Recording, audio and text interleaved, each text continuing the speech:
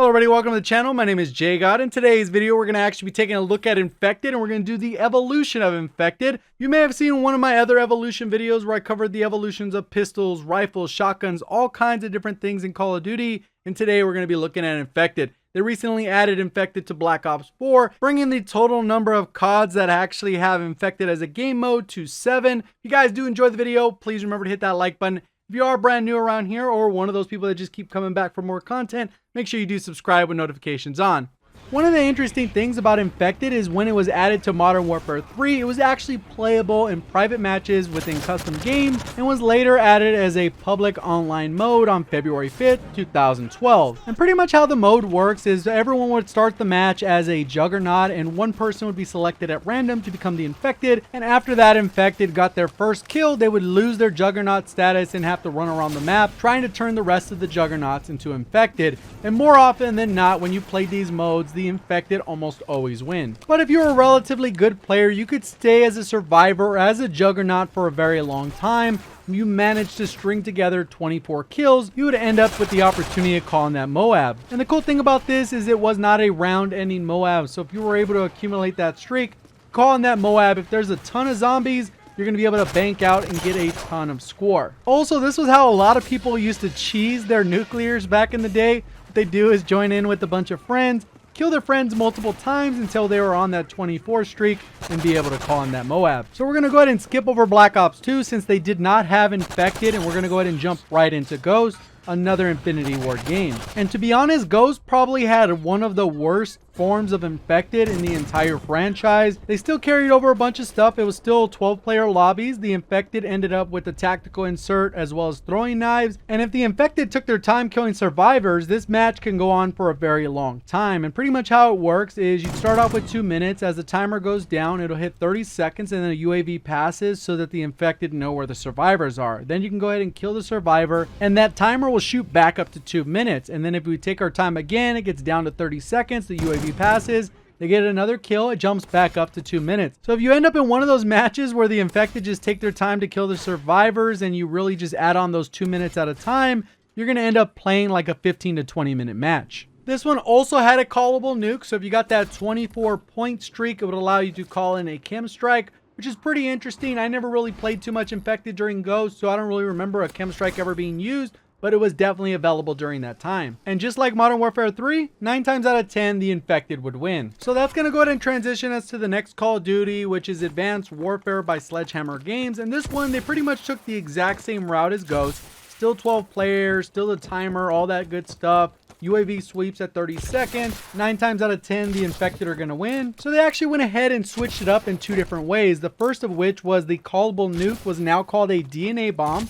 And part of that, you had to go on a 30 streak instead of the 24 streaks from the previous 2 that we've talked about. And the other element they went ahead and changed was the loadout. In the previous games we talked about, they're pretty much fixed loadouts. Every time you spawn in, it's the exact same loadout. But this time around, you get a different primary weapon every single time you load in. So with that variable thrown into the mix, sometimes going for those DNA bombs could be significantly harder one time over another. The other difference, which is more of a bonus difference, is not really related to those because it's more related to the actual game in general. This was actually the first jetpacking Call of Duty, so that gameplay is significantly different regardless if you're a survivor or the Infected. So that's going to go ahead and bring us to the next Call of Duty, which is Black Ops 3. And Black Ops 3 doesn't really have Infected on a regular basis because they've only implemented it as a featured game mode once for about a month, once for a week, and once for another week. So a total of about 45 days it has been available for online public matches. That being said, I was still able to get into a private match using custom rules because someone actually set up the mode for Infected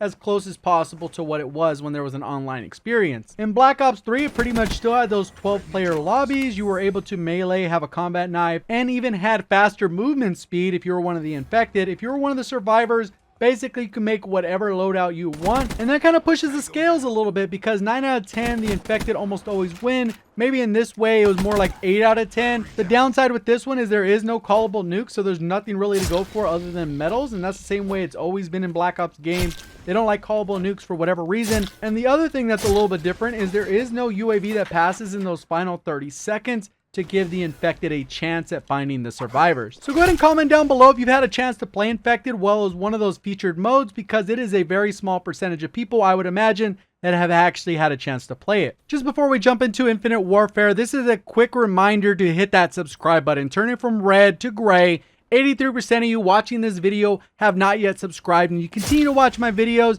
If that thing is red, click it. Now let's go ahead and get into Infinite Warfare. And I personally think that Infinity Ward was really trying to up their game with Infinite Warfare. The lobby actually had 18 players, which is 6 more than we've seen in any of the Infected so far. The first Infected had 2 minutes and 30 seconds to kill 1 survivor, and for every survivor that was actually killed, it added 30 seconds onto the timer. Just like some of the previous games, once you ended up with only 30 seconds left on the clock, a UAV would pass, so that gives the Infected opportunity to find those survivors. With the potential for so many Infected, the Infected pretty much win every single time. One of the cool things though that Infinite Warfare did different is if you call in your callable nuke, which was the deatomizer in this game at 25 kills, all those kills from the deatomizer would count towards the next deatomizer. So if you were lucky enough to get your deatomizer with 17 Infected, call it in, you're automatically 17 kills closer to the next deatomizer. I remember before I even had my YouTube channel, I used to watch the Korean Savage, and he'd be playing Infected and going for double nukes back to back to back to back. See how many nukes he can get in one stream. It was pretty insane. That was the mode to do it, because if you ended up in a solid lobby where the people you were going against didn't have a ton of gun skill, you could actually rack up those streaks and cycle your nuclears. I know there's a lot of the community that didn't actually give Infinite Warfare a chance, but for those that did, I think that most people agree that they had the best Infected hands down out of any of the Infected game modes that I've talked about in today's video. And that's going to bring us to last year's Call of Duty, which was World War II. And overall, World War II kind of hit the mark as well as missed the mark completely, because there's actually 2 different elements I want to talk about. The first thing is how they modified the actual Infected. They no longer had a throwing knife, so they couldn't close that distance. And for some of the map designs, if you actually played Infected in World War II, you know how broken the map design is, especially on Gibraltar and USS Texas. You know that you could just camp up in a certain area, no matter how fast the Infected come. As long as you can fire your weapon, you're not going to get taken over. And the second part is how easy they made it to be a survivor. I know the throwable kind of ties in with that, but they also added care packages. And then care packages included tripwires, V2 rockets, as well as the flamethrower, which are all really overpowered. And on top of that, they had an undead timed event, which actually allowed you to have a Tesla gun that would drop from the zombies.